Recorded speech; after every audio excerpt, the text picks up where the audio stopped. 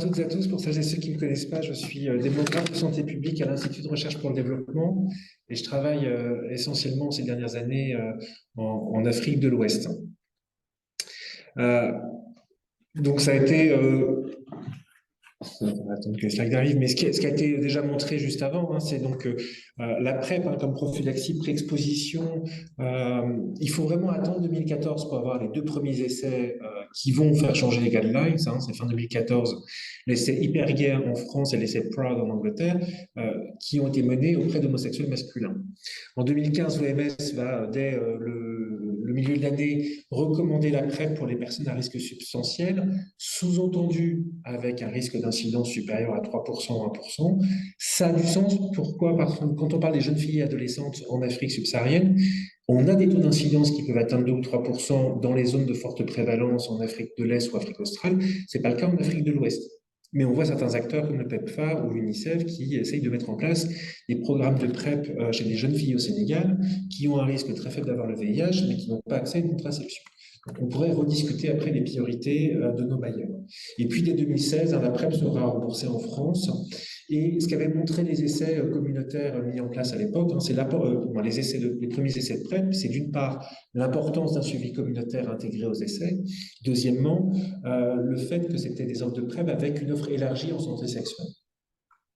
Alors, c'est des chiffres un peu équivalents. Où est-ce qu'on a des initiations de PrEP?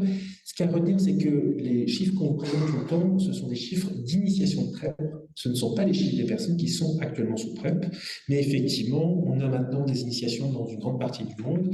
Ça s'est beaucoup développé en Afrique de l'Est et Afrique australe avec notamment le PEPFAR ou le Fonds mondial qui ont commencé à financer des programmes, mais c'est aussi en train d'arriver en Afrique de l'Ouest. Ce qu'on a vu, c'est une baisse des nouvelles infections dans plusieurs régions du monde. Alors là, on a vu des baisses des nouvelles infections visibles. C'est avant tout des régions du monde où les épidémies sont drivées par les homosexuels masculins. C'est le cas de San Francisco aux États-Unis, de l'Île-de-France ou encore en Nouvelle-Galles du Sud en Australie.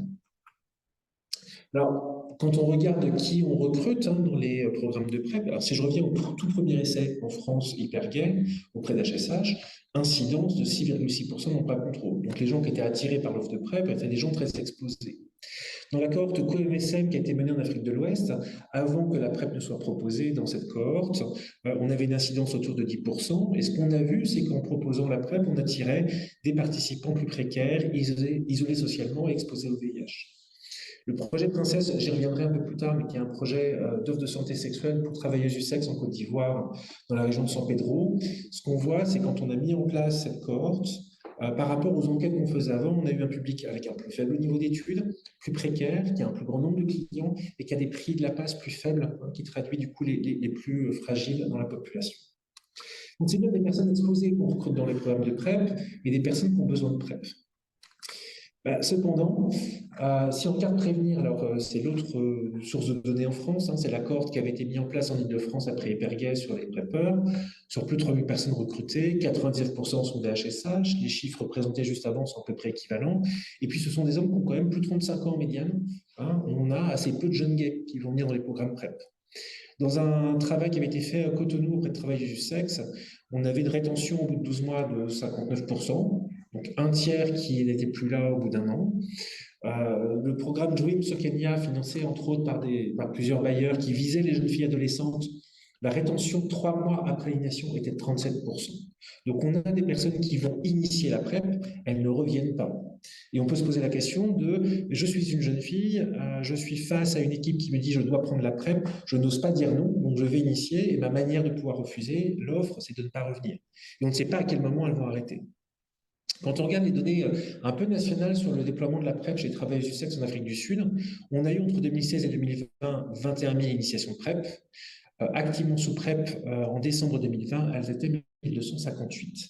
On a donc beaucoup d'initiations de PrEP, on a très peu de personnes qui restent sous PrEP, et de manière générale, comme ça nous a été présenté juste avant, on a des difficultés à recruter les jeunes HSH, les travailleurs et les travailleuses du sexe, les personnes trans, les migrantes, les jeunes filles adolescentes, de manière globale, à l'exception d'une petite partie des populations HSH, et notamment les HSH éduqués CSP+, on a du mal à recruter des personnes qui auraient besoin d'une PrEP.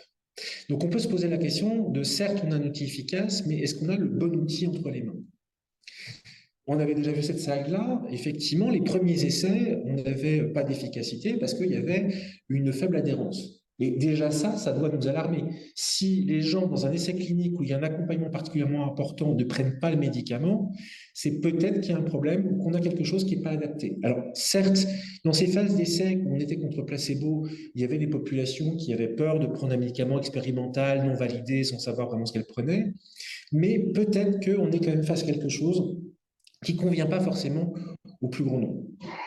En Afrique de l'Ouest, un des premiers projets qui a proposé la PrEP auprès d'homosexuels masculins, c'est la cohorte CoMSM, qui a été menée au Burkina Faso, en Côte d'Ivoire, au Mali, au Togo, avec l'avantage d'être dans chacun des 4 pays implémenté dans une clinique communautaire de santé sexuelle, portée par des associations et présente depuis longtemps sur le territoire, comme Espace Confiance en Côte d'Ivoire ou Arcade Santé Plus au Mali. On voit dans ces cohortes-là, parmi les personnes, les HSH qui décident de rentrer dans le programme de PrEP, plutôt une bonne acceptabilité globale de cette PrEP. On voit que la PrEP attire aussi des personnes plus précaires, plus vulnérables, donc on attire en tout cas les bonnes cibles. Mais on voit aussi que les plus marginalisés socialement et économiquement sont moins observants. Et dans d'autres travaux de CoMSM, on voit aussi une observance qui est moins bonne pour ceux qui ont choisi la PrEP à la demande. Donc, c'est-à-dire que la gestion d'une PrEP event-driven est parfois compliquée pour une partie de ceux qui étaient engagés. Et puis, on a une rétention qui est de 2/3 à M12. Alors, 2/3 en rétention à 1 an, c'est bon quand on compare à beaucoup des autres programmes. Mais on se doute bien que c'est quand même pas si excellent que ça.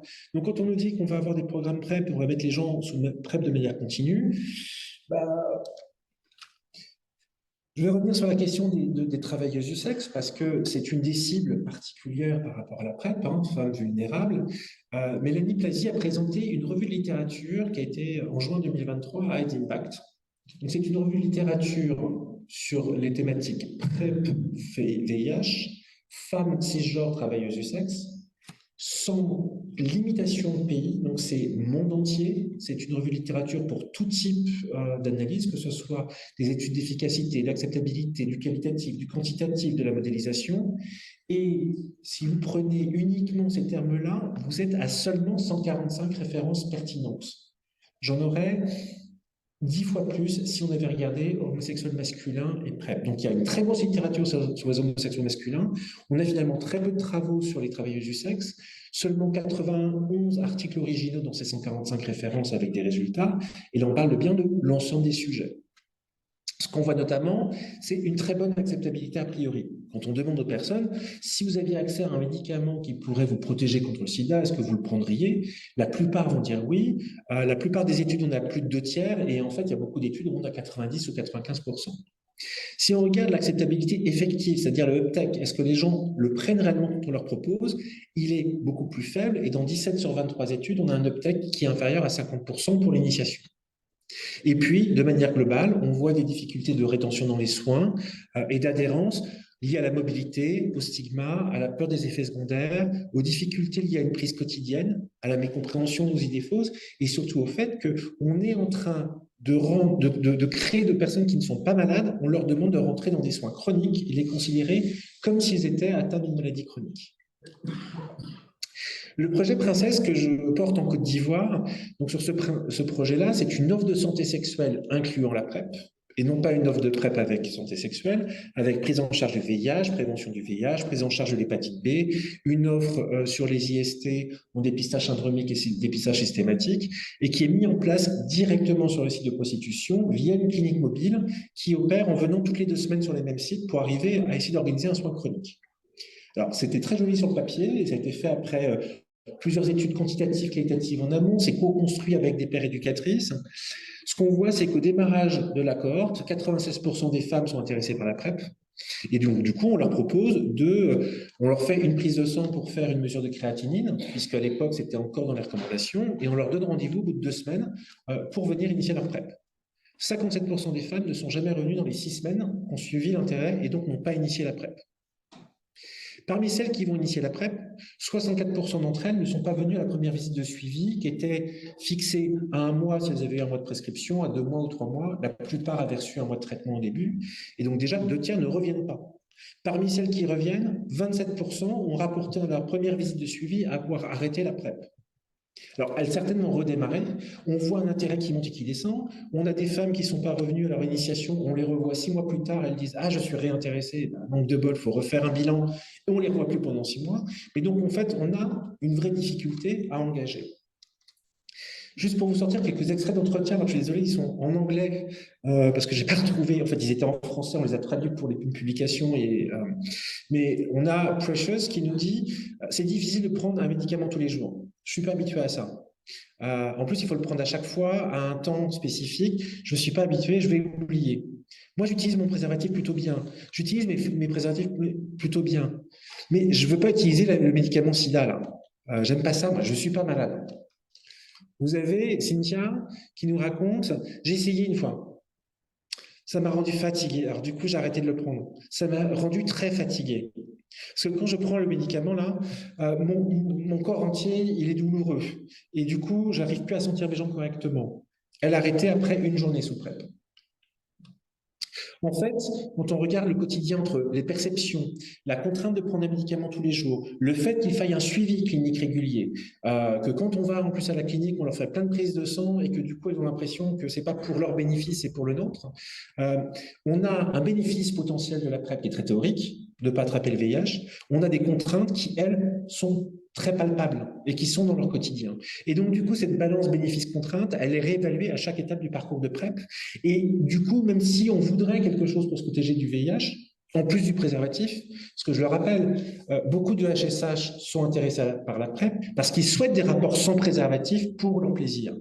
Là, on a une population qui utilise le préservatif dans 90%, 95% des cas, qui a quelques rapports où malheureusement le préservatif n'est pas négociable et qui du coup subissent des rapports sans préservatif pour lesquels ils ont besoin d'une PrEP. Ce qu'on se rend compte, c'est qu'aujourd'hui, les programmes de PrEP et de suivi PrEP sont devenus plus lourds que tout ce qu'on a mis en place pour les patients VIH+, qui aujourd'hui, une fois qu'ils sont stabilisés, peuvent venir à la clinique une fois par an, voire une fois tous les 2 ans. On a des systèmes de père-éducateurs pour le renouvellement des ordonnances. Et là, on a allégé le suivi de la prise en charge VIH. On a un suivi préventif qui est plus lourd pour des populations qui ne sont pas malades. Et donc, du coup, quand ce suivi préventif est plus lourd que le suivi thérapeutique, il y a donc quelque chose qui cloche et on doit absolument penser l'allègement de la prévention. Alors, les antiviraux à longue durée d'action font partie des nouveaux éléments qui sont en train d'arriver, et notamment, on a évoqué le cabotegravir injectable tous les 2 mois, qui est aujourd'hui validé pour la PrEP. Alors, ça coûte cher, en tout cas très cher, donc pour le moment, c'est pas, même en France, c'est pas encore remboursé pour la PrEP, donc on n'y est pas encore dans les pays du Sud. C'est pas disponible en quantité suffisante. CoMSM ont eu un financement pour lancer un programme CoMSM long acting.